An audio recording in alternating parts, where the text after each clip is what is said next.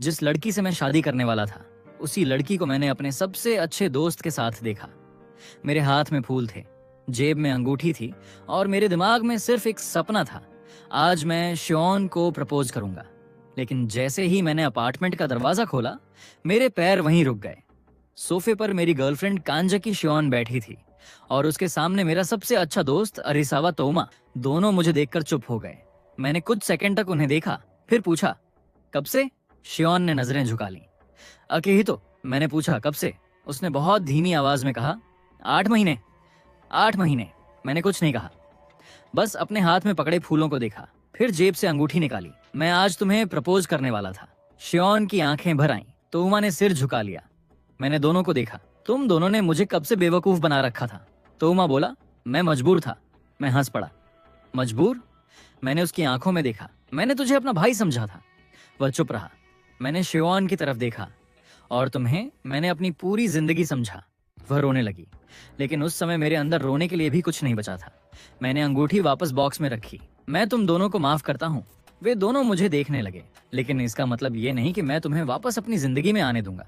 मैंने दरवाजा खोला। आज के बाद तुम दोनों मेरे लिए अजनबी हो। और मैं चला गया। मुझे लगा था यही मेरी जिंदगी का सबसे बुरा दिन है, लेकिन असली तबाही अभी शुरू भी नहीं हुई थी। उस रात मैं अपने छोटे से अपार्टमेंट में अकेला बैठा रहा। कमरे में अंधेरा था। मैंने लाइट नहीं जलाई, बस खिड़की के बाहर टोक्यो की रोशनी देखता रहा।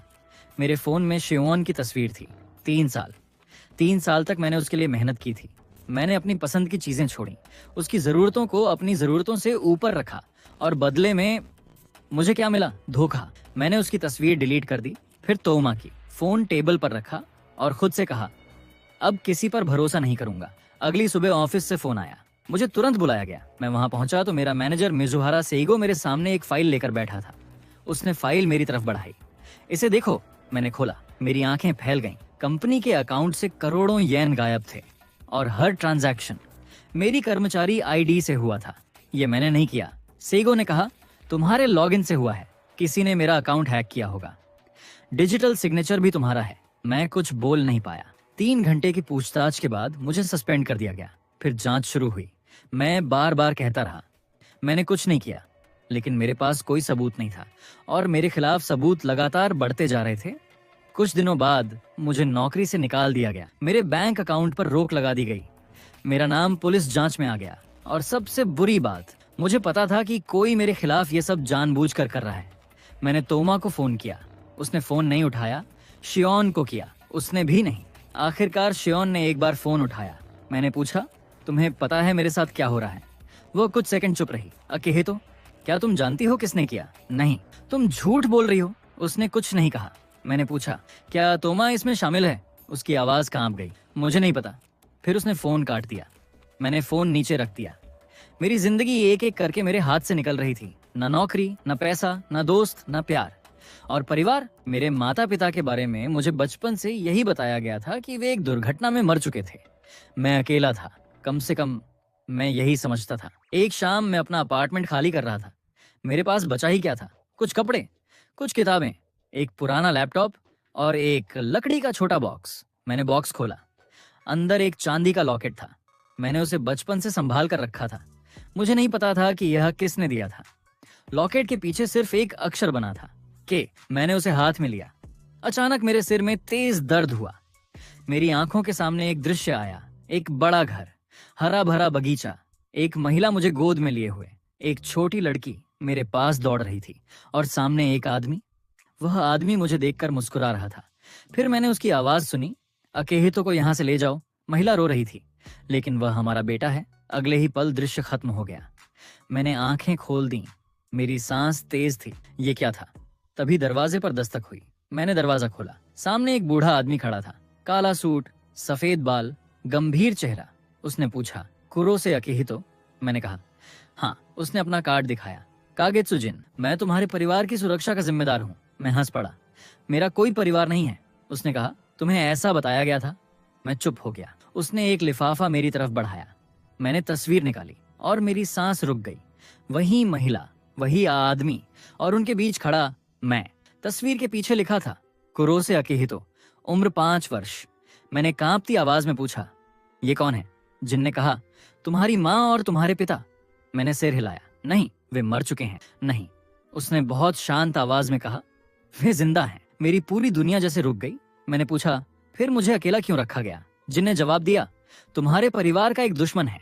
कौन? उसने कहा, त्सुकिशिरो रायगा। वह तुम्हारे परिवार को खत्म करना चाहता है, और जब तुम 5 साल के थे उसने तुम्हें भी निशाना बनाया। मैंने लॉकेट को कसकर पकड़ा। तो मेरे माता पिता ने मुझे छोड़ा नहीं था? नहीं, उन्होंने तुम्हें बचाया था। मेरी आंखों में आंसू आ गए। मुझे पहली बार लगा शायद मेरी जिंदगी वैसी नहीं थी जैसी मुझे हमेशा बताई गई थी। मैं जिन के साथ चला गया। लगभग 1 घंटे बाद कार एक विशाल एस्टेट के सामने रुकी।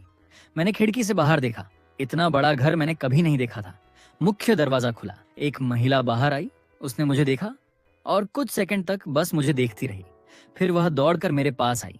उसने मेरे चेहरे को दोनों हाथों से पकड़ा। अक्के ही तो मेरे होंठ कांपने लगे।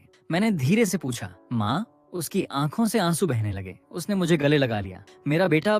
मैं भी रो पड़ा। मुझे नहीं पता था कि इतने वर्षों से मेरे अंदर माँ के लिए कितनी जगह खाली थी। कुछ देर बाद एक आदमी हमारे पास आया। गंभीर चेहरा, सूट, उसकी आंखों में दर्द था। जिन ने कहा, तुम्हारे पिता कुरोसे शिनरोकु। उन्होंने मुझे देखा। अक्की ही तो। मैंने कुछ नहीं कहा। उन्होंने सिर झुका दिया। मुझे माफ कर दो। मैंने पहली बार उन्हें गौर से देखा। फिर उनके पीछे एक युवक आया। मैं रेतो हूँ, उसने मुस्कुराते हुए कहा, तुम्हारा बड़ा भाई। फिर एक लड़की दौड़कर आई। भैया। वह मुझसे लिपट गई। मैं सुजुने हूँ। मैं कुछ सेकंड तक स्थिर रहा। फिर मैंने उसके सिर पर हाथ रखा। सुजुने, उसने मुस्कुराकर कहा, तुम मुझे पहचान गए? मैंने सिर हिलाया। नहीं। वह हंस पड़ी। कोई बात नहीं, मैं तुम्हें रोज याद दिलाऊंगी। उस पल मेरे अंदर कुछ गर्म सा महसूस हुआ। मैं अनाथ नहीं था, मैं अकेला नहीं था, मैं बस अपने परिवार से दूर रखा गया था। उस रात डिनर पर मेरे पिता ने सब बताया।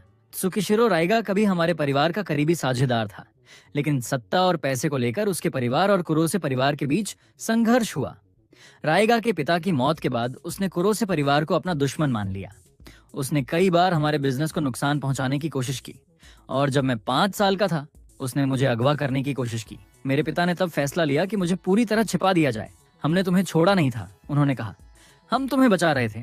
मैंने पूछा, तो इतने साल आप लोग मुझे देखते रहे? मेरी माँ ने आंसू पोंछते हुए कहा, हर जन्मदिन पर। मैंने कुछ नहीं कहा। मेरे अंदर बहुत सारे सवाल थे, गुस्सा भी था, लेकिन पहली बार मैं समझने की कोशिश कर रहा था। मेरे पिता ने कहा, अब तुम सुरक्षित हो। मैंने पूछा, क्या सच में? उन्होंने मेरी तरफ देखा। जब तक मैं जिंदा हूँ। अगली सुबह मैं कुरोसे मुख्यालय पहुंचा। तभी मुझे पता चला कि मेरा परिवार कितना बड़ा था। टेक्नोलॉजी कंपनियां, बैंक, ऊर्जा कंपनियां, शिपिंग, मीडिया, रियल एस्टेट, दुनिया के कई देशों में निवेश। कुरोसे साम्राज्य की कुल संपत्ति इतनी बड़ी थी कि मैं उसकी कल्पना भी नहीं कर सकता था, और मैं इस साम्राज्य का वारिस था। बोर्ड रूम में कई वरिष्ठ अधिकारी बैठे थे। मेरे पिता ने कहा, आज से अकिहितो हमारी मुख्य रणनीति टीम के साथ काम करेगा। मैं थोड़ा असहज था। मुझे बिजनेस की बड़ी दुनिया का अनुभव नहीं था, लेकिन स्क्रीन पर वित्तीय रिपोर्ट देखते हुए मेरी नजर एक चीज पर टिक गई। 5 विदेशी साझेदार एक ही समय पर कुरोसे समूह से दूरी बना रहे थे। मैंने पूछा, ये 5 कंपनियां एक साथ ऐसा क्यों कर रही हैं? एक अधिकारी ने कहा, मार्केट की स्थिति। मैंने सिर हिलाया। नहीं। सब मेरी तरफ देखने लगे।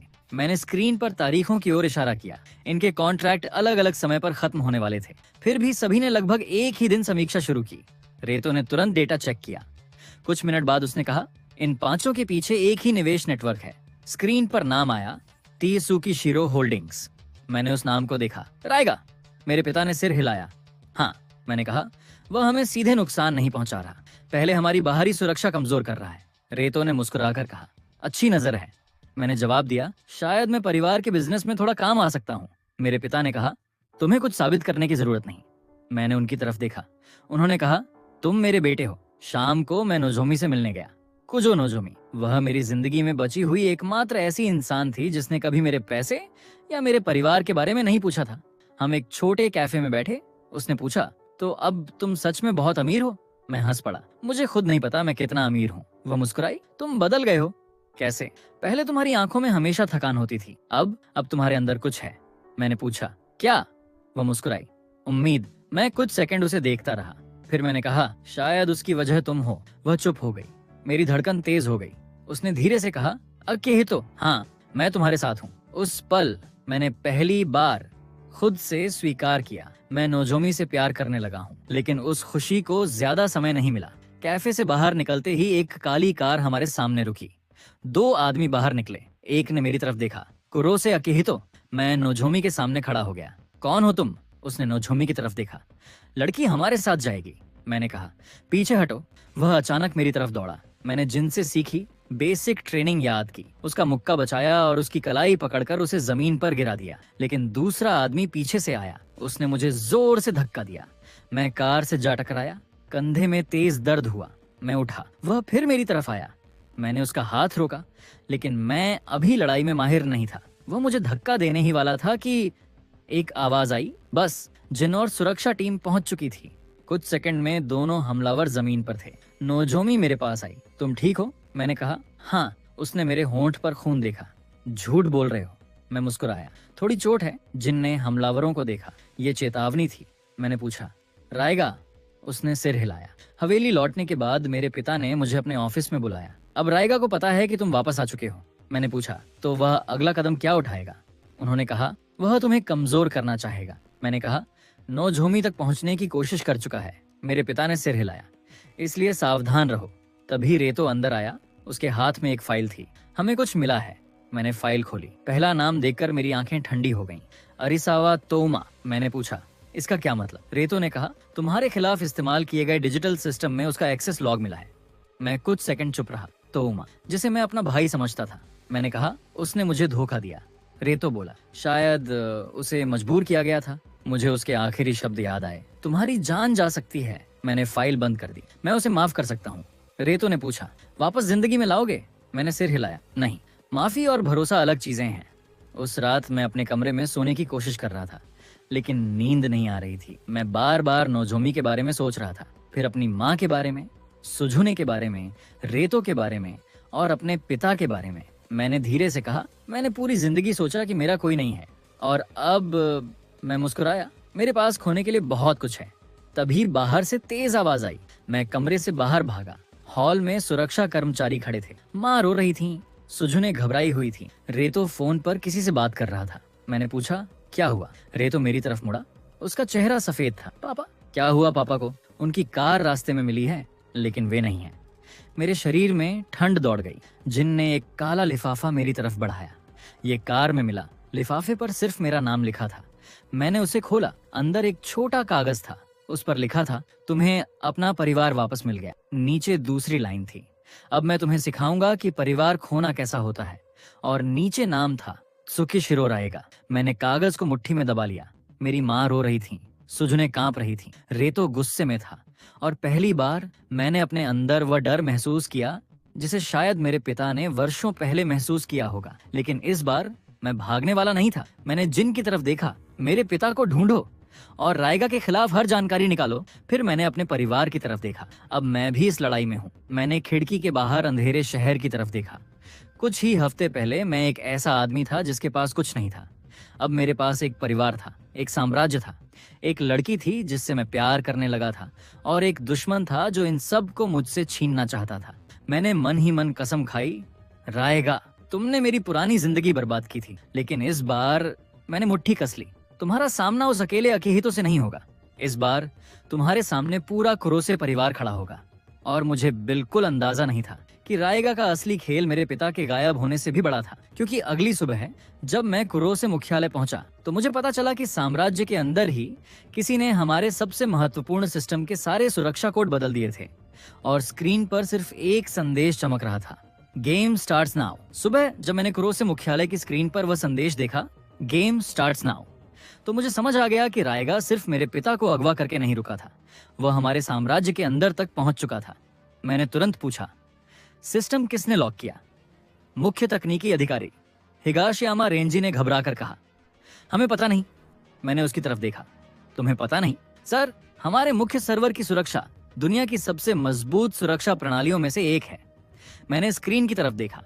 सारे वित्तीय सर्वर लॉक थे। विदेशी शाखाओं से संपर्क टूट चुका था। कई बैंकिंग चैनल अस्थायी रूप से बंद हो गए थे, और सबसे खतरनाक बात, कंपनी के बोर्ड के सदस्यों को एक संदेश भेजा जा चुका था, कुरोसे साम्राज्य के उत्तराधिकारी को अवैध तरीके से नियुक्त किया गया है। मैंने वह लाइन पढ़ी, मेरी मुट्ठी कस गई। उन्होंने मेरे खिलाफ शुरुआत कर दी। रेतो ने पूछा, अब क्या करेंगे? मैंने कहा, घबराएंगे नहीं, वह मेरी तरफ देखने लगा। पहले ये पता करो कि सिस्टम किसने बदला। रेंजी ने कहा। हम कोशिश कर रहे हैं। मैंने उसकी तरफ देखा। कोशिश नहीं, मुझे परिणाम चाहिए। उसने सिर हिलाया। तभी एक और अलार्म बजा। रेंजी ने स्क्रीन देखी। उसका चेहरा अचानक सफेद पड़ गया। क्या हुआ? उसने कहा। सिंगापुर शाखा के खाते से लगभग $200 मिलियन ट्रांसफर हुए हैं। कमरे में सन्नाटा छा गया। मैंने पूछा, कहाँ? उसने स्क्रीन पर एक अकाउंट दिखाया। मेरी आंखें सिकुड़ गईं। त्सुकिशिरो होल्डिंग्स। रायगा ने पहला वार कर दिया था। उसी समय मुझे मेरे पिता की याद आई। उनका चेहरा, उनकी आखिरी बात, जब तक मैं जिंदा हूं तुम सुरक्षित हो। मैंने मन में कहा, पापा अब आपकी बारी खत्म हो गई। अब मैं आपको वापस लाऊंगा। रेतो ने मेरे कंधे पर हाथ रखा। अकेहितो, मैंने उसकी तरफ देखा। हमें पिता को ढूंढना होगा। उसने सिर हिलाया। लेकिन पहले कंपनी बचानी होगी। मैंने स्क्रीन की तरफ देखा। दोनों एक ही लड़ाई का हिस्सा हैं। हमने पिछले 24 घंटे के सभी सुरक्षा लॉग खंगाले। कुछ घंटों बाद रेंजी ने एक महत्वपूर्ण जानकारी निकाली। सिस्टम में बदलाव बाहर से नहीं हुआ था, वह अंदर से किया गया था। मैंने पूछा, किसके अकाउंट से? रेंजी चुप हो गया। बोलो। उसने स्क्रीन मेरी तरफ घुमा दी। एक नाम दिखाई दिया, कुरोसे कागेत्सुजिन। मैं कुछ सेकंड उसे देखता रहा। मेरी आंखों के सामने उस आदमी का चेहरा आ गया जिसने मुझे मेरे परिवार तक पहुंचाया था। मैंने कहा, जिन। रेतो ने तुरंत कहा, यह असंभव है। मैंने स्क्रीन देखी। फिर भी लॉग उसी का है। सुरक्षा टीम ने तुरंत जिन को ढूंढना शुरू किया, लेकिन वह कहीं नहीं था। उसका फोन बंद था। उसकी कार भी गायब थी। मैंने धीरे से कहा, अगर जिन रायगा के साथ है, रेतो ने बात पूरी की, तो उसने तुम्हें हमारे पास भेजा ही क्यों? मैंने जवाब नहीं दिया, क्योंकि मेरे मन में एक और सवाल था, क्या जिन सच में गद्दार था? उसी शाम नोजोमी मेरे घर आई। उसने मुझे देखते ही पूछा, तुमने सोया भी है? मैंने मुस्कुराकर कहा, समय नहीं मिला। वह मेरे सामने खड़ी रही, फिर बोली, तुम्हें हर चीज अकेले करने की जरूरत नहीं है। मैंने उसकी तरफ देखा।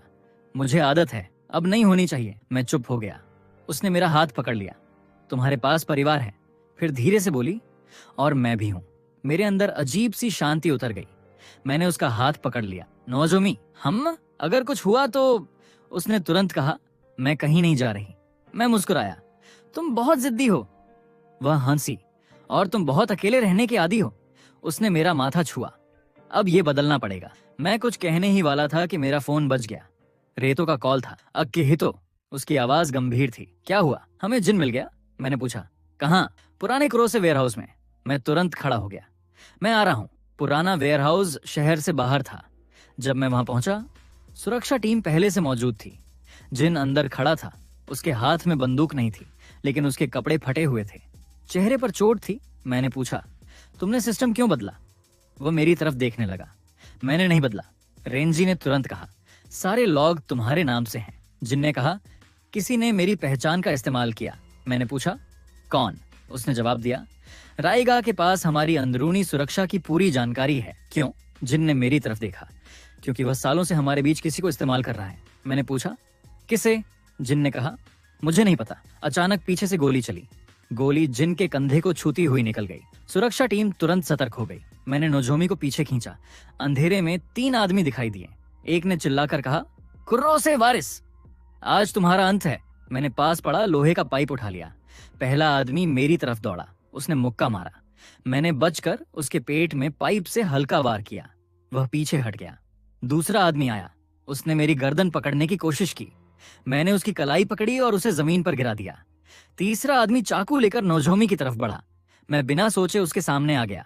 उसने हमला किया। मैं पीछे हटते हुए उसके हाथ को रोका। मेरी हथेली कट गई। नोजोमी चीख उठी, अकेहितो। मैंने दर्द की परवाह नहीं की। मैंने उसका हाथ मोड़ा और उसे जमीन पर गिरा दिया। सुरक्षा टीम ने बाकी लोगों को पकड़ लिया, लेकिन एक आदमी भाग गया। जिन ने जमीन पर पड़े आदमी का कॉलर पकड़ा। रायगा कहाँ है? वह हंसा। तुम लोग सोचते हो वह सिर्फ तुम्हारे पिता को लेकर गया है। उसने मेरी तरफ देखा। तुम्हारा पूरा साम्राज्य पहले ही उसके कब्जे में है। फिर उसने अपनी जेब में रखा छोटा उपकरण सक्रिय किया। उसके शरीर से धुआं निकलने लगा। कुछ सेकंड में वह बेहोश हो गया। मैंने जिन की तरफ देखा। हमें जल्दी करनी होगी। हम उसे सुरक्षित जगह ले गए। उसने बताया कि रायगा ने कुरोसे के पुराने कर्मचारियों में से कई लोगों को पैसे और धमकियों के जरिए अपने नियंत्रण में रखा था, लेकिन एक व्यक्ति सबसे ज्यादा महत्वपूर्ण था, कुरोसे समूह का मुख्य वित्तीय अधिकारी साकुराबा केइगो। मैंने कहा, उसे तुरंत गिरफ्तार करो। रेतो ने सिर हिलाया। लेकिन तभी मुख्यालय से कॉल आया। सर, क्या हुआ? साकुराबा केइगो गायब है। मैंने आंखें बंद कर लीं। रायगा हर कदम हमसे आगे था, लेकिन अचानक मुझे कुछ याद आया। मैंने पूछा, उसके पास कौन सा एक्सेस था? रेंजी ने कहा, मुख्य रिजर्व फंड। मैंने तुरंत कहा, सभी बैंकिंग एक्सेस बंद करो अभी। लेकिन देर हो चुकी थी। स्क्रीन पर कई अकाउंट खाली हो चुके थे। कुरोसे साम्राज्य को अरबों का नुकसान हो चुका था।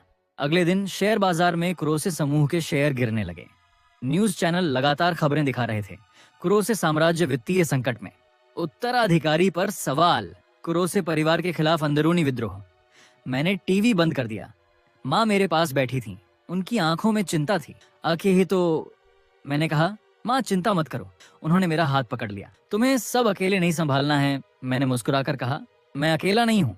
मेरी नजर रेतो और सुझुने पर गई, फिर नोजोमी पर। मैंने कहा, हम सब साथ हैं। तभी मेरे पिता की एक पुरानी रिकॉर्डिंग मिली। जिन ने कहा, तुम्हारे पिता ने इसे वर्षों पहले रिकॉर्ड किया था।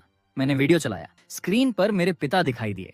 वह कैमरे के सामने गंभीर बैठे थे। उन्होंने कहा, अगर तुम ये वीडियो देख रहे हो तो शायद रायगा ने अपनी योजना शुरू कर दी है। मैं आगे झुक गया। उन्होंने कहा, अकेहितो, मेरी आंखें भर आईं। अगर तुम वापस आ चुके हो तो एक बात याद रखना, कुरोसे साम्राज्य पैसा नहीं है। ये सिर्फ कंपनियां नहीं है, ये हमारे परिवार की जिम्मेदारी है। उन्होंने कुछ सेकंड रुककर कहा, और इसे बचाने के लिए तुम्हें कभी कभी अपने दुश्मन से ज्यादा धैर्य रखना होगा। फिर उन्होंने एक फाइल का नाम बताया, प्रोजेक्ट कुरोत्सुकी। मैंने तुरंत जिन की तरफ देखा। ये क्या है? जिन ने कहा, मुझे नहीं पता। रेतो बोला, मैं खोजता हूँ। लेकिन वीडियो खत्म होने से पहले मेरे पिता ने एक आखिरी बात कही, अगर रायगा ने तुम्हें निशाना बनाया तो याद रखना, उसकी सबसे बड़ी कमजोरी उसका गुस्सा है। स्क्रीन बंद हो गई। मैंने कुछ देर तक कुछ नहीं कहा। फिर मैंने कहा, वह मुझे गुस्सा दिलाना चाहता है। रेतो ने पूछा, क्यों? मैंने जवाब दिया, क्योंकि वह जानता है कि अगर मैं भावनाओं में फैसला करूंगा तो वह जीत जाएगा। हमने प्रोजेक्ट कुरोत्सुकी की तलाश शुरू की। 12 घंटे बाद रेंजी ने एक पुरानी एन्क्रिप्टेड फाइल ढूंढ निकाली। फाइल में सिर्फ कुछ नाम थे और एक लोकेशन, कुरोसे के पुराने पहाड़ी रिसर्च सेंटर। मैंने कहा, वहीं चलेंगे। रेतो बोला, वहां सुरक्षा नहीं है। मैंने कहा, इसीलिए रायगा ने उसे चुना होगा। नोजोमी ने मेरा हाथ पकड़ा। मैं भी चलूंगी। मैंने तुरंत कहा, नहीं। क्यों? बहुत खतरा है। वह मेरी आंखों में देखने लगी। जब तुम्हें उस कैफे के बाहर हमला हुआ था, मैं तुम्हारे साथ थी। अब जब तुम अपने परिवार के लिए लड़ रहे हो, मैं तुम्हें अकेला नहीं छोड़ूंगी। मैंने हार मान ली। ठीक है, उसने मुस्कुराकर कहा। मुझे पता था। हम पहाड़ी रिसर्च सेंटर पहुंचे। इमारत वर्षों से बंद थी। अंदर धूल और अंधेरा था। रेतो ने एक पुराना दरवाजा खोला। अंदर एक विशाल सर्वर रूम था और बीच में एक स्क्रीन जल रही थी। उस पर लिखा था, प्रोजेक्ट कुरोत्सुकी। मैंने स्क्रीन को देखा। फाइल खुली। उसमें कुरोसे परिवार की वर्षों पुरानी जानकारी थी और सबसे ऊपर मेरा नाम था। सब्जेक्ट, कुरोसे अकेहितो। मैं कुछ सेकंड तक स्क्रीन को देखता रहा। ये क्या है? जिन ने कहा, तुम्हारे बचपन की सुरक्षा योजना। लेकिन नीचे एक दूसरी फाइल थी, रायगा कॉन्टिंजेंसी प्लान। मैंने उसे खोला। मेरी आंखें फैल गईं। रायगा ने सिर्फ मुझे दूर करने की योजना नहीं बनाई थी, उसने वर्षों पहले ही कुरोसे साम्राज्य को कमजोर करने की योजना शुरू कर दी थी। और सबसे बड़ा झटका, मेरे पिता ने उसे रोकने के लिए कुछ छिपाया था, एक ऐसा वित्तीय रिजर्व जिसकी जानकारी सिर्फ उन्हें थी। मैंने कहा, अगर ये रिजर्व अभी भी मौजूद है, रेतो ने समझ लिया, तो हम कंपनी को बचा सकते हैं। मैंने स्क्रीन पर एक लोकेशन देखी, कुरोसे प्राइवेट वॉल्ट। क्यों? तो मैंने कहा, वहीं जाना होगा। तभी पूरी इमारत की लाइट बंद हो गई। दरवाजा अपने आप लॉक हो गया। स्पीकर से आवाज आई, बहुत शांत, बहुत परिचित। अकेहितो। मैंने सिर उठाया। स्क्रीन पर एक चेहरा दिखाई दिया, काले बाल, ठंडी आंखें, हल्की मुस्कान। त्सुकिशिरो रायगा। उसने कहा, आखिरकार तुम वहां पहुंच ही गए। मैंने स्क्रीन को घूरा। मेरे पिता कहाँ हैं? रायगा होन्सा जिंदा हैं अभी तक। मैंने मुट्ठी कस ली। उसने कहा, तुम्हें लगता है तुम अपने परिवार को बचा सकते हो? मैंने जवाब दिया, हाँ। वह मुस्कुराया, तो क्योटो जाओ, वहां तुम्हें अपने पिता मिलेंगे। स्क्रीन बंद हो गई और उसी पल रिसर्च सेंटर के बाहर दर्जनों गाड़ियों की आवाज सुनाई दी। रेतो ने खिड़की से बाहर देखा। कम से कम 20 आदमी। जिन ने कहा, सिर्फ 20 नहीं। उसने दूसरी खिड़की की तरफ इशारा किया, पीछे भी लोग हैं। नोजोमी ने मेरी तरफ देखा। अब? मैंने कुछ सेकंड सोचा, फिर कहा, मुख्य दरवाजे से नहीं निकलेंगे। रेतो मुस्कुराया। यही उम्मीद थी। हमने रिसर्च सेंटर का पुराना नक्शा निकाला। रेंजी ने बताया कि इमारत के नीचे एक पुरानी सर्विस सुरंग थी। मैंने कहा, वहीं से निकलेंगे। लेकिन जैसे ही हम नीचे पहुंचे, सामने 3 आदमी खड़े थे। लड़ाई शुरू हो गई। पहला आदमी मेरे ऊपर झपटा। मैंने उसका हाथ रोका और उसे दीवार से टकरा दिया। दूसरे ने पीछे से हमला किया। रेतो ने उसे रोक लिया। तीसरा नोजोमी की तरफ बढ़ा। मैं तुरंत उसके सामने आ गया। उसने चाकू निकाला। मेरी नजर उसके हाथ पर गई। उसने हमला किया। मैं एक कदम पीछे हटा। उसका दूसरा वार मेरे कंधे को छूता हुआ निकल गया। मैंने उसकी कलाई पकड़ी, लेकिन वह ताकतवर था। कुछ सेकंड तक हम दोनों एक दूसरे को धक्का देते रहे। फिर मैंने उसके घुटने पर लात मारी। वह नीचे गिरा।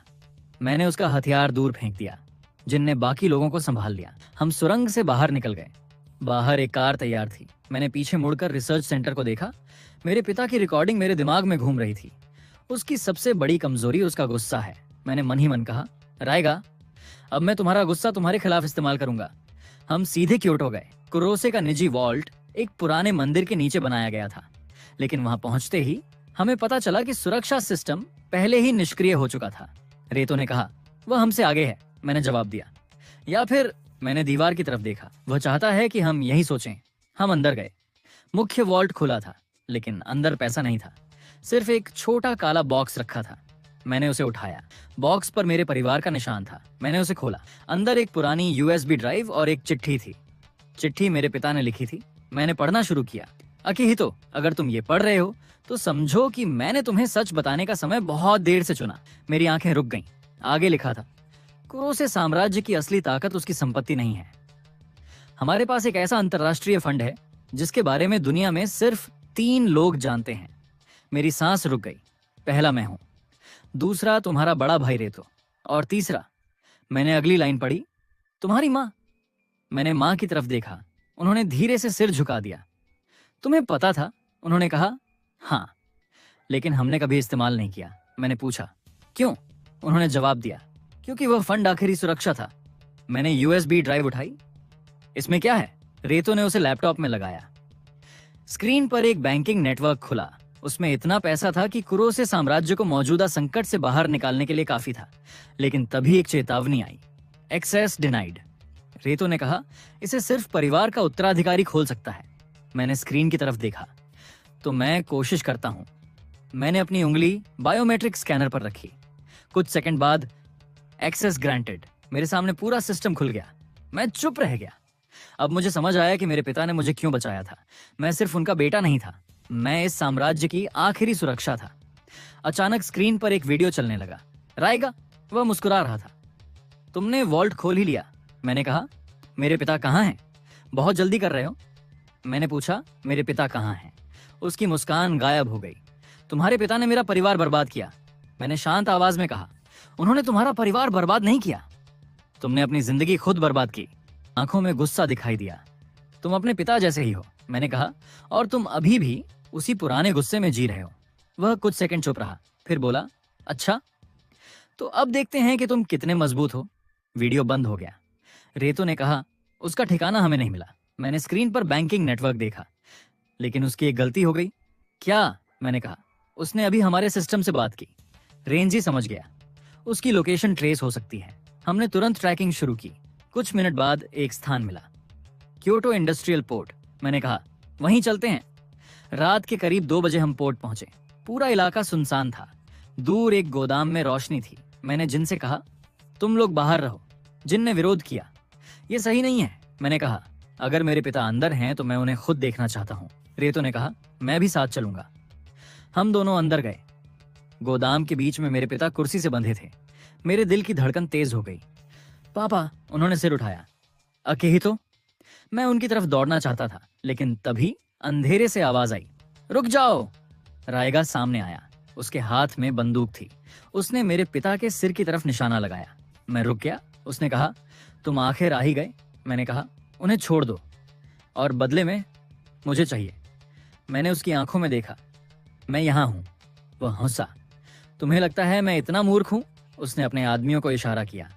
4 लोग हमारे चारों तरफ आ गए। रेतो ने धीमे से कहा, अकेहितो। मैंने उसे आंखों से शांत रहने का संकेत दिया। रायगा ने कहा, तुम्हारे पिता ने मुझे सब कुछ खोने पर मजबूर किया। मैंने कहा, फिर भी उन्होंने तुम्हें नहीं मारा। यही उनकी गलती थी। उसने बंदूक मेरे पिता की तरफ और करीब कर दी। मैंने कहा, अगर तुमने गोली चलाई। तो तुम्हारा सबसे बड़ा बदला अधूरा रह जाएगा। वह रुका। क्या मतलब? मैंने मुस्कुराकर कहा। तुम्हें कुरोसे साम्राज्य चाहिए, मुझे नहीं। तुम्हें हमारा नाम चाहिए, हमारी संपत्ति, हमारी प्रतिष्ठा, और सबसे ज्यादा, मैंने उसकी आंखों में देखा, तुम चाहते हो कि कुरोसे परिवार तुम्हारे सामने घुटने टेके। वह चुप हो गया। मैंने कहा, लेकिन मैं घुटने नहीं टेकूंगा। उसके चेहरे पर गुस्सा आया। पकड़ो इसे। 4 लोग मेरी तरफ दौड़े। मैंने पहला हमला बचाया, दूसरे के पेट में घूंसा मारा, तीसरे ने मुझे पीछे से पकड़ लिया, रेतो ने उसे गिरा दिया, चौथा आदमी मेरे ऊपर चाकू लेकर आया। मैं पीछे हटा, उसने फिर हमला किया। मैंने उसका हाथ पकड़ा। कुछ सेकंड संघर्ष हुआ, फिर मैंने उसका हाथ मोड़कर उसे जमीन पर गिरा दिया। मैंने रायगा की तरफ देखा, वह पीछे हटने लगा। मैंने कहा, अब मेरी बारी है, लेकिन वह पहले से तैयार था। उसने धुआं छोड़ने वाला ग्रेनेड फेंका। पूरा गोदाम धुएं से भर गया। जब धुआं साफ हुआ, रायगा गायब था, लेकिन मेरे पिता हमारे सामने थे। मैंने उनकी रस्सियां खोली। उन्होंने मुझे गले लगा लिया। मुझे तुम पर गर्व है। मैंने कहा, मैं आपको वापस लेने आया था। उन्होंने कहा, तुमने मुझे नहीं, पूरे परिवार को बचाया है। हम पिता को सुरक्षित घर ले आए। माँ उन्हें देखकर रो पड़ी। सुजने उनसे लिपट गई। रेतो भी उनके पास खड़ा रहा। मैं कुछ दूर खड़ा उन्हें देखता रहा। मेरे पिता ने मुझे बुलाया, यहां आओ। मैं उनके पास गया। उन्होंने मेरा हाथ पकड़ा। अब तुम सिर्फ मेरा बेटा नहीं हो, तुम मेरे बराबर खड़े हो। मैंने कहा, मुझे अभी बहुत कुछ सीखना है। उन्होंने मुस्कुराकर कहा, तुमने आज सबसे जरूरी चीज सीख ली। क्या? परिवार के लिए लड़ना। अगले कुछ दिनों में मैंने साम्राज्य की स्थिति बदलनी शुरू की। गुप्त फंड सक्रिय किया गया। विदेशी बैंकों के साथ नए समझौते किए गए। रायगा के नेटवर्क से जुड़े कई खातों को कानूनी तरीके से फ्रीज कराया गया। साकुराबा केइगो भी पकड़ा गया। उसने कबूल किया कि रायगा ने उसे धमकी देकर अपने लिए काम कराया था, लेकिन उसने एक और जानकारी दी। रायगा का अंतिम लक्ष्य सिर्फ कुरोसे साम्राज्य को हथियाना नहीं था। वह चाहता था कि पूरा परिवार सार्वजनिक रूप से अपराधी घोषित हो। उसने मीडिया, निवेशकों और कई अधिकारियों को प्रभावित कर रखा था, और उसके पास एक आखिरी सबूत था। ऐसा सबूत जो मेरे पिता को दुनिया के सामने अपराधी साबित कर सकता था। एक शाम नोजोमी मेरे ऑफिस में आई। मैं थका हुआ था। वह मेरे सामने कॉफी रखकर बोली, आज कितने घंटे काम किया? पता नहीं। तुम फिर से खुद को खत्म कर रहे हो। मैं मुस्कुराया। मैंने वादा किया था कि परिवार को नहीं खोऊंगा। वह मेरे सामने बैठ गई। और खुद को? मैं चुप रहा। उसने मेरा हाथ पकड़ लिया। अकिहितो, तुम्हें हमेशा मजबूत रहने की जरूरत नहीं है। मैंने उसकी तरफ देखा। अगर मैं कमजोर पड़ गया तो? वह मुस्कुराई। तो मैं तुम्हारे साथ बैठूंगी। मेरे अंदर कुछ टूट कर जुड़ गया। मैंने धीरे से कहा, नोजोमी, हाँ, मैं तुमसे प्यार करता हूँ। वह कुछ सेकंड चुप रही, फिर मुस्कुराई। मुझे लगा था तुम ये कहने में और ज्यादा समय लगाओगे। अगली सुबह पूरे जापान में एक खबर फैल गई। कुरोसे साम्राज्य के खिलाफ ऐतिहासिक वित्तीय घोटाले के सबूत सामने आए। स्क्रीन पर मेरे पिता की पुरानी तस्वीरें दिखाई जा रही थीं। उन पर आरोप लगाया गया कि उन्होंने वर्षों पहले अपने एक बिजनेस पार्टनर को धोखा दिया था। वह पार्टनर रायगा का पिता था। मेरी माँ ने टीवी बंद कर दिया। रेतो ने कहा, यही उसका आखिरी हथियार है। मैंने कहा, अगर यह साबित हो गया कि पापा दोषी नहीं थे, तो रायगा की पूरी कहानी खत्म हो जाएगी। मेरे पिता ने कहा, लेकिन उस समय के सारे रिकॉर्ड नष्ट हो चुके हैं। मैंने पूछा, सारे? उन्होंने कुछ देर चुप रहकर कहा, एक रिकॉर्ड बचा हो सकता है। कहाँ? उन्होंने कहा, तुम्हारे बचपन के पुराने घर में। मैंने तुरंत समझ लिया, वही जगह जहां मुझे 5 साल की उम्र में आखिरी बार मेरे परिवार के साथ देखा गया था। मैंने नोजोमी की तरफ देखा, फिर रेतो की तरफ। हम वहीं जाएंगे? रेतो ने पूछा। अगर रिकॉर्ड मिला तो? मैंने कहा। तो रायगा का झूठ खत्म। मैंने खिड़की से बाहर देखा। अब मुझे डर नहीं लग रहा था, क्योंकि मैं समझ चुका था रायगा मेरे परिवार से नफरत करता था, लेकिन उसका सबसे बड़ा दुश्मन मैं नहीं था, सच था। और अगर मेरे हाथ में वह सच आ गया तो इस लड़ाई का फैसला हमेशा के लिए हो सकता था। मेरे पिता कुछ देर चुप रहे, फिर उन्होंने कहा, अकेहितो, रायगा को हल्के में मत लेना। मैंने उनकी तरफ देखा। मैं नहीं ले रहा, लेकिन मैं अब उससे डरकर नहीं भागूंगा। पिता ने धीरे से सिर हिलाया। ठीक है। फिर उन्होंने मेरे हाथ में एक पुरानी चाबी रख दी। मैंने पूछा, ये क्या है? उन्होंने कहा, तुम्हारे पुराने घर की। मैंने चाबी को देखा। तुम्हारे बचपन में मैंने इसे तुम्हारे कमरे में छिपाया था। अगर कभी तुम्हें सच जानने की जरूरत पड़े तो ये चाबी तुम्हें रास्ता दिखाएगी। मैंने चाबी अपनी जेब में रख ली। उस समय मुझे नहीं पता था कि यही छोटी सी चाबी मेरे परिवार की पूरी सच्चाई सामने लाने वाली थी। हम उसी रात पुराने घर के लिए निकले। शहर से काफी दूर एक पहाड़ी इलाके में वह घर मौजूद था, वर्षों से बंद। जंग लगा गेट, सूखे पेड़, टूटी हुई खिड़कियां। कार से उतरते ही मेरे अंदर एक अजीब एहसास हुआ, जैसे यह जगह मुझे पहचानती हो। मैं धीरे धीरे अंदर गया। मुख्य हॉल में धूल जमा थी। दीवार पर कुछ पुरानी तस्वीरें लगी थीं। मैंने एक तस्वीर साफ की। एक छोटा बच्चा मेरी माँ की गोद में बैठा था। मैं खुद को पहचान गया। उसके पास मेरे पिता खड़े थे और पीछे एक छोटी लड़की सुजुने। मैं कुछ सेकंड तस्वीर देखता रहा। इतने साल मैंने अपने अतीत के बारे में कुछ नहीं जाना था, लेकिन अब हर चीज सामने आ रही थी। नौजोमी मेरे पास आकर खड़ी हो गई। उसने धीरे से कहा, तुम खुश लग रहे हो। मैंने मुस्कुराकर कहा, क्योंकि पहली बार मुझे लगता है कि मेरा अतीत मेरा अपना है। वह मेरा हाथ पकड़कर बोली, अब तुम्हारा भविष्य भी तुम्हारा अपना होगा। मैंने उसकी तरफ देखा। उसकी आंखों में भरोसा था और उसी भरोसे ने मुझे मजबूत कर दिया। मैं अपने पुराने कमरे में गया। कमरा छोटा था। एक पुरानी अलमारी, एक टूटी मेज, दीवार पर कुछ बच्चों की ड्राइंग। मैंने मेज पर हाथ फेरा। अचानक मेरी नजर एक छोटे निशान पर गई, कि वही निशान जो मेरे लॉकेट के पीछे था। मैंने चाबी निकाली।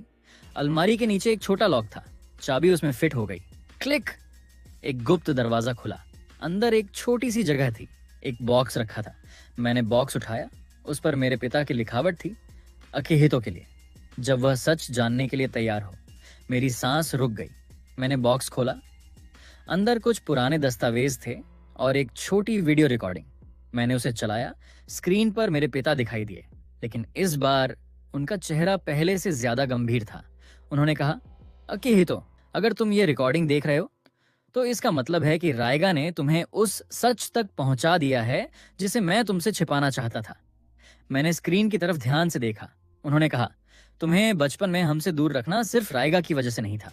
मैं रुक गया, बल्कि इसलिए भी क्योंकि हमारे परिवार के भीतर एक ऐसा राज था जिसे बाहर आने देना खतरनाक था। मेरी आंखें सिकुड़ गईं। पिता ने कहा, रायगा के पिता की मौत के पीछे हमारे परिवार का कोई हाथ नहीं था, लेकिन उस मौत के बाद एक गलतफहमी पैदा हुई और उस गलतफहमी को किसी ने जानबूझकर बढ़ाया। मैंने धीरे से कहा, किसी ने? पिता ने आगे कहा, हमें लगा था कि वह व्यक्ति रायगा के साथ है, लेकिन वह हमारे परिवार के भीतर नहीं था। वह हमारे बिजनेस नेटवर्क में छिपा था। मैंने रेतो की तरफ देखा। उसने पूछा, क्या? मैंने कहा, इसका मतलब रायगा को सारी जानकारी किसी और से मिलती थी। वीडियो में पिता ने कहा, रायगा अकेला दुश्मन है, लेकिन उसके पास जो जानकारी है वह किसी अंदरूनी व्यक्ति से मिली। मेरी मुट्ठी कस गई। लेकिन तभी वीडियो में मेरे पिता ने एक नाम लिया। मैं कुछ सेकंड तक विश्वास ही नहीं कर पाया। कुर्रोसे केगो। मैंने स्क्रीन रोक दी। रेतो ने पूछा, क्या हुआ? मैंने कहा, साकुराबा केगो। वही? हाँ, लेकिन वह तो पकड़ा जा चुका है। मैंने सिर हिलाया। वह सिर्फ एक मोहरा था। असल कनेक्शन अभी भी कहीं है। तभी बाहर किसी चीज के टूटने की आवाज आई। हम सब तुरंत सतर्क हो गए। जिन ने अपनी टीम को इशारा किया, कोई अंदर है। हमने पूरे घर की तलाशी शुरू की। कुछ तो नहीं मिला। फिर दूसरी आवाज आई, इस बार ऊपर से।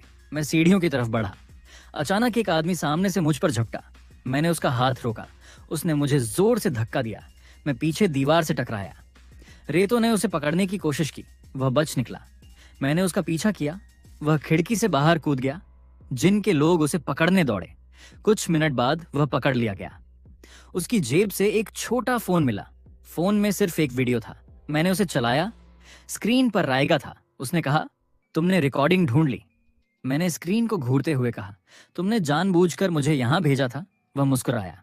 हाँ। क्यों? क्योंकि मैं चाहता था कि तुम सच्चाई के करीब आओ। मैंने कहा, तुम्हें क्या फायदा? उसने कहा, क्योंकि सच्चाई तुम्हारे परिवार को बचाएगी नहीं, बल्कि तोड़ेगी। मैंने जवाब दिया, तुम गलत हो। उसकी मुस्कान गायब हो गई। देखते हैं। वीडियो खत्म हो गया।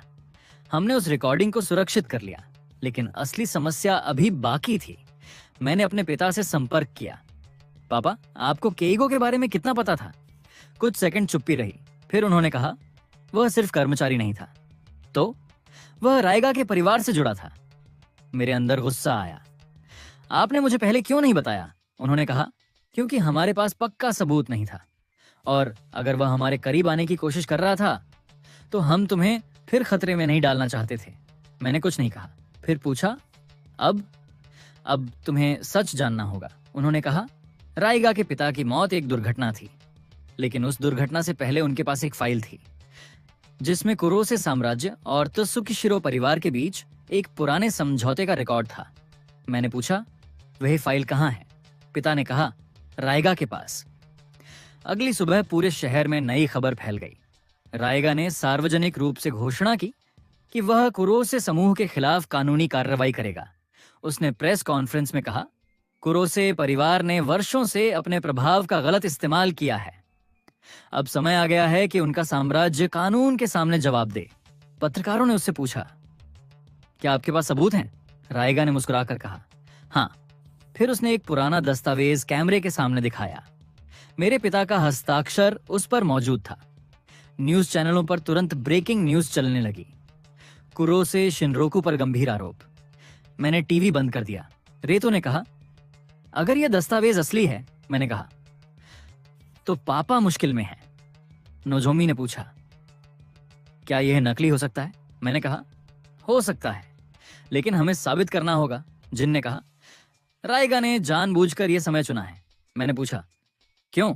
उसने कहा, क्योंकि कल कुरोसे बोर्ड की विशेष बैठक है। मैं समझ गया, रायगा बोर्ड को मेरे पिता के खिलाफ खड़ा करना चाहता था। अगर बोर्ड ने उन्हें पद से हटा दिया तो साम्राज्य का नियंत्रण कमजोर हो जाएगा। मैंने कहा, तो कल की बैठक में मैं जाऊंगा। रेतो ने पूछा, क्या तुम तैयार हो? मैंने जवाब दिया, नहीं। फिर मैंने मुस्कुराकर कहा, लेकिन जाना जरूरी है। अगले दिन बोर्डरूम में पूरा माहौल तनावपूर्ण था। कुरोसे समूह के सभी बड़े अधिकारी मौजूद थे। कुछ लोग मेरे पिता के पक्ष में थे, कुछ लोग चुप थे और कुछ साफ तौर पर रायगा के प्रभाव में थे। मैं कमरे में दाखिल हुआ। सभी की नजर मेरी तरफ घूम गई। एक वरिष्ठ सदस्य ने कहा, अकिहितो, यह बैठक तुम्हारे लिए नहीं है। मैंने कुर्सी खींची और बैठ गया। आज से है। कुछ लोग फुसफुसाने लगे। बोर्ड चेयरमैन ने कहा, तुम्हारे पिता पर गंभीर आरोप हैं। मैंने कहा, और उन आरोपों का फैसला अदालत करेगी। एक अन्य अधिकारी बोला, लेकिन कंपनी को नुकसान हो रहा है। मैंने जवाब दिया, कंपनी को नुकसान रायगा पहुंचा रहा है। कमरे में सन्नाटा छा गया। मैंने स्क्रीन पर डेटा दिखाया। पिछले 3 महीनों में जिन कंपनियों ने हमारे साथ कॉन्ट्रैक्ट खत्म किए, उनके पीछे त्सुकिशिरो नेटवर्क है।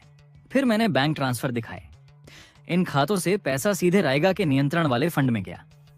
कुछ बोर्ड सदस्य चौंक गए। मैंने कहा, वह हमें अंदर से कमजोर कर रहा है। एक अधिकारी ने पूछा, और तुम्हारे पास इसका पूरा सबूत है? मैंने कहा, अभी पूरा नहीं, लेकिन इतना जरूर है कि हम बिना जांच के फैसला नहीं करेंगे। तभी स्क्रीन अपने आप बदल गई। एक लाइव वीडियो चलने लगा। रायगा, वह हंस रहा था। बहुत अच्छा भाषण। मैंने कहा, बाहर आओ, मुझसे सामने बात करो। वह बोला, अभी नहीं। फिर उसने स्क्रीन पर एक तस्वीर दिखाई। मेरी माँ, मेरी बहन और नोजोमी, तीनों की तस्वीरें। मेरी आंखें ठंडी हो गईं। रायगा ने कहा, तुम्हारे पास बहुत कुछ बचा हुआ है अकिहितो। मैं धीरे धीरे सब छीनूंगा। मैंने कहा, अगर तुमने मेरे परिवार को हाथ लगाया? वह हंसा। यही तो चाहता हूं। मैंने कुछ सेकंड उसे देखा, फिर शांत आवाज में कहा, तुम मुझे गुस्सा दिलाना चाहते हो। उसकी मुस्कान रुक गई। लेकिन तुम भूल रहे हो, मैं अब अकेला नहीं हूं। मैंने स्क्रीन बंद कर दी। बैठक के बाद मैंने नोजोमी से कहा, तुम कुछ दिनों के लिए सुरक्षित जगह चली जाओ। उसने तुरंत मना कर दिया। नहीं नोजोमी, तुम मुझे बचाने के नाम पर मुझसे दूर नहीं कर सकते। मैंने कहा, रायगा खतरनाक है, मुझे पता है। फिर वह मेरे सामने खड़ी हो गई। मैंने तुम्हें उस समय देखा था जब तुम्हारे पास कुछ नहीं था। मैंने तुम्हें तब भी पसंद किया था। अब तुम्हारे पास दुनिया का सबसे बड़ा साम्राज्य है, लेकिन मैं उस वजह से तुम्हारे साथ नहीं हूं। उसने मेरा हाथ पकड़ लिया। मैं तुम्हारे साथ हूं क्योंकि तुम अकिहितो हो। मेरी आंखें नम हो गईं। मैंने उसे गले लगा लिया। कुछ सेकंड तक हम दोनों चुप रहे। उसने धीरे से कहा, हम साथ लड़ेंगे। मैंने कहा, साथ। उसी रात हमें एक अनजान कॉल आया। मैंने फोन उठाया। दूसरी तरफ एक आदमी की आवाज थी। अगर तुम्हें अपने पिता को बचाना है। मैंने तुरंत पूछा, कौन हो? रायगा के खिलाफ सबूत चाहिए? हाँ। तो कल रात पुराने बंदरगाह पर आओ, अकेले। कॉल कट गया। रेतो ने पूछा, जाल? मैंने कहा, संभव है। जिन बोला, फिर भी जाना होगा। मैंने सिर हिलाया, लेकिन इस बार हम अकेले नहीं जाएंगे। अगली रात मैं बंदरगाह पहुंचा। दूर एक आदमी खड़ा था, उसके हाथ में फाइल थी। मैं आगे बढ़ा। तुम कौन हो? उसने कहा, मैं वह आदमी हूं जिसने रायगा के साथ वर्षों तक काम किया। मैंने पूछा, नाम? उसने कहा, अम्मागी शुइची। मैंने उसकी तरफ देखा। तुम्हें क्या पता है? उसने फाइल मेरी तरफ बढ़ाई। राइगा के पिता की मौत दुर्घटना नहीं थी। मैं चौंक गया। क्या? उसने कहा। उन्हें किसी ने मारा नहीं था, उन्होंने खुद अपनी जान लेने की कोशिश की थी। क्यों? क्योंकि उन्हें पता चल गया था कि राइगा कुरोसे परिवार के खिलाफ गलत रास्ते पर जा रहा है। मैंने फाइल खोली, उसमें कई मेडिकल रिकॉर्ड थे, फिर एक और दस्तावेज, राइगा के पिता की आखिरी चिट्ठी। मैंने पढ़ा, उसमें लिखा था, मेरे बेटे, कुरोसे परिवार तुम्हारा दुश्मन नहीं है। मेरी सांस रुक गई। आगे लिखा था, अगर तुमने अपने गुस्से को नहीं छोड़ा तो तुम वहीं खो दोगे जिसे बचाना चाहते हो। मैंने फाइल बंद कर दी। राइगा ने ये कभी नहीं देखा, अमागी ने कहा। उसने देखा था, फिर उसने मानने से इनकार कर दिया। मैंने पूछा, तुम उसके साथ क्यों थे? वह नीचे देखने लगा। क्योंकि मैं डर गया था, उसने मेरे परिवार को धमकी दी थी। मैंने पूछा, और अब? उसने कहा, अब मैं चाहता हूं कि यह खत्म हो। अचानक गोली चली, अमागी जमीन पर गिर गया। मैं उसके पास दौड़ा, उसके कंधे में गोली लगी थी। दूर एक इमारत की छत पर एक आदमी दिखाई दिया। राइगा, उसने हमें देखा, फिर कहा, तुम सच के बहुत करीब पहुंच गए हो। मैंने चिल्ला कर कहा, राइगा, लेकिन वह भाग गया। मैंने उसके पीछे दौड़ने की कोशिश की, वह एक कार में बैठकर निकल गया। मैंने कार का नंबर याद कर लिया। रेतो ने पीछे से कहा, हम उसे ट्रैक कर सकते हैं। मैंने कहा, करो। कुछ मिनट बाद लोकेशन मिली, सुकिशिरो परिवार की पुरानी हवेली। मैंने तुरंत कहा, वहीं चलते हैं। हवेली पहुंचने पर दरवाजा खुला था, अंदर अंधेरा था। हम धीरे धीरे आगे बढ़े। दीवारों पर पुरानी तस्वीरें थीं, राइगा के पिता की, राइगा के बचपन की। एक तस्वीर में राइगा छोटा था और मेरे पिता उसके पास खड़े थे। मैं रुक गया। मेरे पिता और राइगा के पिता कभी दोस्त थे, दुश्मन नहीं। मैंने धीरे से कहा, तो यह सब एक गलतफहमी से शुरू हुआ था? तभी पीछे से आवाज आई, नहीं। राइगा सामने आया। गलतफहमी नहीं, नफरत। उसने कहा, तुम्हारे परिवार ने मेरे पिता से सब कुछ छीन लिया। अगर वह सभा में सफल हुआ तो कुरोसे साम्राज्य कानूनी और आर्थिक दोनों रूप से टूट जाएगा। मैंने पूछा, सभा कब है? रेतो ने कहा, 3 दिन बाद। मैंने खिड़की से बाहर देखा। 3 दिन, सिर्फ 3 दिन। मैंने नोजोमी का हाथ पकड़ा, फिर अपने परिवार की तरफ देखा। तो 3 दिनों में सब खत्म करेंगे। मेरे पिता ने पूछा, तुम्हारी योजना? मैंने मुस्कुराकर कहा, राइगा ने इतने साल हमारे खिलाफ तैयारी की है, लेकिन उसने एक बात नहीं सोची। क्या? मैंने कहा, कि जिस लड़के को उसने अकेला समझकर कमजोर किया था, वही लड़का अब कुरोसे साम्राज्य का मालिक बन चुका है। और उस रात मैंने अपने कमरे में अकेले बैठकर आखिरी दस्तावेज खोला। उसमें सिर्फ एक लाइन थी, असली उत्तराधिकारी को साम्राज्य तभी मिलेगा जब वह अपने परिवार को बचाने का निर्णय खुद ले। नीचे मेरे पिता के हस्ताक्षर थे। मैंने दस्तावेज बंद किया। अब मुझे समझ आ चुका था, मेरे पिता ने मुझे सिर्फ धन नहीं दिया था, उन्होंने मुझे जिम्मेदारी दी थी।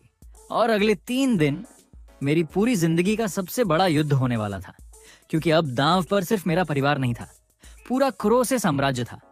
अंतरराष्ट्रीय सभा शुरू होने में सिर्फ 3 दिन बचे थे और मेरे पास 3 दिन थे ये साबित करने के लिए कि मेरे पिता अपराधी नहीं थे। अगर मैं असफल होता तो कुरोसे साम्राज्य सिर्फ आर्थिक रूप से नहीं टूटता, हमारा नाम हमेशा के लिए मिट जाता। लेकिन मेरे लिए यह अब सिर्फ बिजनेस की लड़ाई नहीं थी, ये मेरे परिवार के अस्तित्व की लड़ाई थी। मैंने उस रात अपने कमरे की सारी लाइट बंद कर दी। सामने सिर्फ लैपटॉप की रोशनी थी। मेरे सामने राइगा से जुड़े हजारों दस्तावेज खुले थे। मैं एक एक ट्रांजैक्शन देख रहा था, एक एक तारीख, एक एक कंपनी, एक एक हस्ताक्षर। और तभी मुझे कुछ अजीब दिखाई दिया।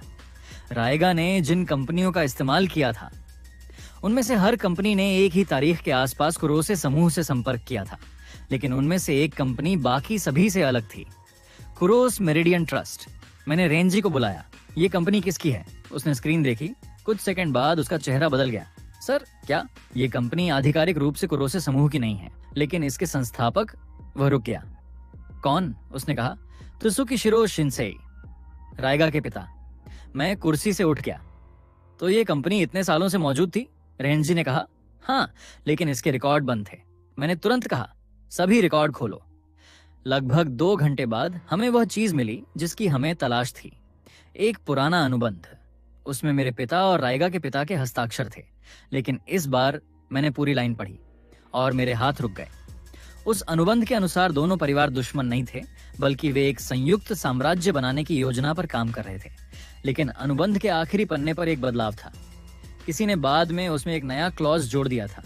उस क्लॉज के अनुसार अगर कुरोसे परिवार किसी भी कारण से साझेदारी तोड़ता है तो पूरा नियंत्रण त्सुकिशिरो परिवार को मिलना था। मैंने कहा, ये नकली है। रेंजी ने कहा, हम इसे साबित कर सकते हैं। कैसे?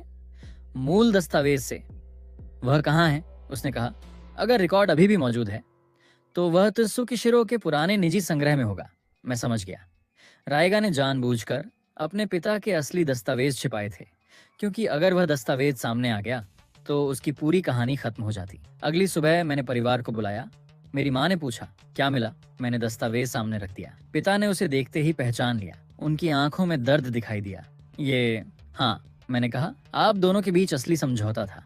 मेरे पिता ने धीरे से कहा, त्सुकिशिरो शिंसेई और मैं कभी दुश्मन नहीं थे। हमने साथ मिलकर बिजनेस शुरू किया था, लेकिन किसी ने हमारे बीच गलत जानकारी पहुंचानी शुरू कर दी। मैंने पूछा, कौन? उन्होंने सिर हिलाया। मुझे कभी पता नहीं चला। मैंने कहा, लेकिन अब पता चलेगा। रेतो ने पूछा, तुम कहाँ जा रहे हो? मैंने कहा, त्सुकिशिरो हवेली। माँ तुरंत बोली, अकेले मत जाना। मैंने मुस्कुराकर कहा, मैं अकेला नहीं हूं। मैंने नोझोमी की तरफ देखा। वह हल्के से मुस्कुराई। मैं साथ हूं, रेतो बोला, और मैं भी। जिन ने कहा, सुरक्षा टीम तैयार है। मैंने कहा, ठीक है। फिर मैंने दस्तावेज उठाया। आज हम अतीत वापस लेने जा रहे हैं। त्सुकिशिरो हवेली अब लगभग खंडहर बन चुकी थी। रायगा वहां नहीं था, लेकिन उसके सुरक्षा सिस्टम अभी भी सक्रिय थे। जैसे ही हम अंदर पहुंचे, दरवाजे लॉक हो गए। रेतो ने कहा, फिर वही खेल। मैंने मुस्कुराकर कहा, इस बार हम तैयार हैं। दीवार पर एक स्क्रीन जल उठी। रायगा दिखाई दिया। अकेहितो, तुम हमेशा मेरे पीछे क्यों भागते हो? मैंने कहा, क्योंकि तुम हमेशा मेरे परिवार के पीछे भागते हो। वह हंसा। तुम्हें लगता है यह लड़ाई परिवार की है? नहीं। उसकी आंखें ठंडी हो गईं। यह उस चीज की लड़ाई है जिसे तुम कभी समझ नहीं पाओगे। मैंने पूछा, क्या? विरासत। तुम्हें सब कुछ जन्म से मिला। मैंने हर चीज खोकर हासिल की। मैंने कहा, तुमने अपनी जिंदगी नफरत में बिता दी। मैंने अपना परिवार खोकर उसे वापस पाया। हम दोनों में यही फर्क है। उसका चेहरा गुस्से से भर गया। चुप। स्क्रीन बंद हो गई। तभी पीछे से आवाज आई। 3 लोग हम पर हमला करने लगे। रेतो ने पहले आदमी को रोक लिया, जिनने दूसरे को पकड़ लिया। तीसरा सीधे मेरी तरफ आया। उसने मुक्का मारा। मैंने उसका हमला बचाया। उसने फिर हमला किया। इस बार उसने मेरे चेहरे पर वार किया। मैं पीछे हट गया। मैंने उसकी कलाई पकड़ी और उसे नीचे गिरा दिया। वह उठने लगा। मैंने कहा, बस, लेकिन उसने फिर हमला किया। मैंने उसके कंधे पर वार किया और उसे जमीन पर रोक दिया। रेतो ने कहा, तुम पहले से बेहतर लड़ने लगे हो। मैंने जवाब दिया, मुझे मजबूर होना पड़ा। हवेली के अंदर हमें एक पुराना कमरा मिला। दीवार पर रायगा के पिता की तस्वीर थी। उसके नीचे एक लकड़ी का बॉक्स। मैंने बॉक्स खोला। अंदर मूल अनुबंध था, वही अनुबंध जिसकी हमें जरूरत थी, लेकिन उसके साथ एक और दस्तावेज था, एक पत्र। मैंने पढ़ना शुरू किया। यह रायगा के पिता ने मेरे पिता के लिए लिखा था। अगर हमारे बीच कभी गलतफहमी पैदा हो तो मेरे बेटे को सच बताना। आगे लिखा था, अकेहितो को कभी खतरे में मत डालना। मेरी आंखें रुक गईं। रायगा के पिता मेरे बारे में जानते थे। उन्होंने मुझे बचाने की कोशिश की थी, लेकिन फिर नीचे एक नाम था, उस व्यक्ति का नाम जिसने दोनों परिवारों के बीच झूठ फैलाया था। मैंने नाम पढ़ा, साकुराबा केइगो। मेरी सांस रुक गई, लेकिन केइगो तो पकड़ा जा चुका था। तभी मुझे समझ आया, वह असली मास्टरमाइंड नहीं था। वह सिर्फ रायगा की मदद करने वाला आदमी था। असल में रायगा के पिता की मौत के बाद उसने अपने बेटे को यह झूठ बताया कि कुरोसे परिवार जिम्मेदार था। रायगा ने उस झूठ पर अपनी पूरी जिंदगी बना दी। कोई दूसरा बड़ा विलेन नहीं था, बस एक आदमी जिसकी नफरत ने उसे अंधा कर दिया था। रायगा। हम दस्तावेज लेकर वापस लौटे। अब हमारे पास सबूत था, लेकिन रायगा के पास भी आखिरी चाल थी। अंतरराष्ट्रीय सभा वाले दिन पूरा हॉल दुनिया की बड़ी कंपनियों के प्रतिनिधियों से भरा था। कैमरे, मीडिया, निवेशक, कानूनी विशेषज्ञ, और सामने मंच पर त्सुकिशिरो। रायगा, उसने कहा, आज मैं दुनिया को कुरोसे परिवार का सच बताऊंगा। स्क्रीन पर मेरे पिता की तस्वीर दिखाई दी। इन लोगों ने मेरे परिवार को बर्बाद किया, और अब उनका उत्तराधिकारी। उसने मेरी तरफ देखा। इस साम्राज्य को बचाने का नाटक कर रहा है। मैं मंच के पीछे खड़ा था। नोजोमी मेरे पास थी, रेतो दूसरी तरफ। मेरे पिता सामने बैठे थे। रायगा ने दस्तावेज उठाया। ये प्रमाण है। तालियां नहीं बजीं। पूरा हॉल शांत था। उसने कहा, कुरोसे परिवार दोषी है। तभी मैंने मंच पर कदम रखा। पूरा हॉल मेरी तरफ देखने लगा। मैंने माइक्रोफोन लिया। तुमने कहा कि यह प्रमाण है। रायगा ने मुस्कुराकर कहा, हाँ। मैंने कहा, तो फिर इसे पूरा पढ़ो। उसने मुझे देखा। मैंने स्क्रीन पर दूसरा दस्तावेज दिखाया, मूल अनुबंध। पूरा हॉल अचानक हलचल से भर गया। मैंने कहा, तुम्हारे पास जो दस्तावेज है वह बाद में बदला गया था, और यह मैंने असली दस्तावेज उठाया। तुम्हारे पिता के हस्ताक्षर वाला मूल समझौता है। रायगा के चेहरे का रंग बदल गया। मैंने आगे कहा, तुम्हारे पिता और मेरे पिता साझेदार थे, दुश्मन नहीं। बड़े स्क्रीन पर सारे रिकॉर्ड दिखाई देने लगे। फिर मैंने वो पत्र दिखाया, रायगा के पिता का आखिरी संदेश, कुरोसे परिवार तुम्हारा दुश्मन नहीं है। पूरा हॉल शांत हो गया। रायगा स्क्रीन को देखता रहा। उसके चेहरे पर विश्वास टूट रहा था। मैंने कहा, तुमने इतने साल अपने परिवार की मौत का दोष गलत इंसानों पर लगाया। तुमने मेरे परिवार को खत्म करने की कोशिश की। तुमने मुझे बर्बाद करने की कोशिश की। मेरे पिता को अगवा किया, मेरी माँ और बहन को धमकाया, और फिर भी मैं उसकी आंखों में देखता रहा। मैं तुम्हें मारना नहीं चाहता। रायगा ने मेरी तरफ देखा। क्यों? मैंने कहा, क्योंकि मैं तुम्हारे जैसा नहीं बनना चाहता। उसने अचानक जेब से हथियार निकाल लिया। सुरक्षा टीम तुरंत सक्रिय हो गई। वह सीधे मेरी तरफ बढ़ा। मैं पीछे नहीं हटा। उसने हमला किया। मैंने उसका हाथ पकड़ लिया। हम दोनों के बीच संघर्ष शुरू हो गया। उसने मुझे धक्का दिया। मैं पीछे गिरा। वह फिर मेरी तरफ आया। मैं उठ गया। उसने मुक्का मारा। मैंने बचकर उसके पेट में वार किया। वह पीछे हट गया। उसने फिर हमला किया। मैंने उसकी कलाई पकड़ी। वह जमीन पर गिर गया। उसका हथियार दूर जा गिरा। मैंने उसे उठने का मौका दिया। वह फिर हमला करने आया। मैंने आखिरी बार उसे रोककर जमीन पर गिरा दिया। वह हाँफ रहा था। मैं उसके ऊपर खड़ा था। उसने पूछा, मुझे खत्म क्यों नहीं करते? मैंने कहा, क्योंकि तुम्हें हराने के लिए तुम्हें मारना जरूरी नहीं है। मैंने सुरक्षा टीम की तरफ देखा। उसे गिरफ्तार करो। रायगा ने सिर झुका लिया। उसकी लड़ाई खत्म हो चुकी थी। कुछ महीनों बाद कुरोसे साम्राज्य फिर से स्थिर हो चुका था। शेयर बाजार वापस ऊपर था। हमारे सभी विदेशी निवेशक लौट आए। सकुराबा केगो पर कानूनी कार्रवाई हुई और रायगा को उसके अपराधों के लिए अदालत के सामने जाना पड़ा। लेकिन मैंने उसके खिलाफ व्यक्तिगत बदला नहीं लिया, क्योंकि मैंने एक बात सीख ली थी, बदला किसी को अतीत में ही कैद रखता है, और मैं अतीत में नहीं जीना चाहता था। एक शाम मैं उसी छोटे कैफे में बैठा था जहां मैंने नोजोमी से पहली बार अपने दिल की बात कही थी। वह मेरे सामने बैठी थी। उसने पूछा, अब कैसा महसूस हो रहा है? मैंने खिड़की से बाहर देखा। अजीब। क्यों? कुछ महीने पहले मैं सोचता था कि मेरा कोई नहीं है, और अब मैंने उसकी तरफ देखा। अब मुझे लगता है कि मेरे पास खोने के लिए दुनिया है। वह मुस्कुराई। तो संभाल कर रखना। मैंने उसका हाथ पकड़ लिया। तुम भी? उसने पूछा। क्या? मेरे साथ रहना। वह मुस्कुराई। वो तो तय है। कुछ दिनों बाद मेरे पिता ने मुझे अपने ऑफिस में बुलाया। उन्होंने टेबल पर एक दस्तावेज रखा। मैंने पूछा, ये क्या है? उन्होंने कहा, कुरोसे साम्राज्य का नया उत्तराधिकारी समझौता। मैंने देखा। उस पर मेरा नाम था, Kurose Akihito, chairman and heir of Kurose empire. मैंने पिता की तरफ देखा। क्या आप सच में मुझे सब दे रहे हैं? उन्होंने कहा, नहीं, मैं तुम्हें जिम्मेदारी दे रहा हूं। मैं मुस्कुराया। उन्होंने कहा, साम्राज्य पैसा नहीं है, ये उन लोगों की उम्मीद है जो इस पर निर्भर हैं। मैंने दस्तावेज पर हस्ताक्षर कर दिए। फिर खिड़की से बाहर देखा। टोक्यो की रोशनी पूरे शहर में फैली हुई थी। मैंने मन ही मन कहा, कुछ महीने पहले मैं अकेला था, एक छोटे से कमरे में रहता था। मुझे लगता था मेरा कोई परिवार नहीं है। मेरी गर्लफ्रेंड ने मुझे धोखा दिया। मेरे सबसे अच्छे दोस्त ने मुझे धोखा दिया। उन्होंने मेरी जिंदगी बर्बाद कर दी। लेकिन अगर उन्होंने मुझे धोखा नहीं दिया होता, शायद मैं कभी अपने असली परिवार तक नहीं पहुंचता।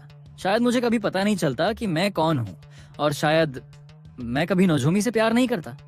मैंने पीछे मुड़कर अपने परिवार को देखा। मेरी माँ, मेरे पिता, रेतो, सुजुने, और दरवाजे के पास खड़ी नोजोमी। मैं मुस्कुराया। मैं अनाथ नहीं था, मैं बस अपने घर से दूर था। मैंने खिड़की के बाहर देखा, और जिस दिन मुझे लगा था कि मेरी जिंदगी खत्म हो गई, उसी दिन मेरी असली जिंदगी शुरू हुई थी। मैंने नोजोमी का हाथ पकड़ा और हम दोनों ऑफिस से बाहर निकल गए, पीछे छोड़कर वह अकेला लड़का जो कभी सोचता था कि दुनिया में उसका कोई नहीं है, और आगे बढ़ता हुआ कुरोसे साम्राज्य का नया मालिक।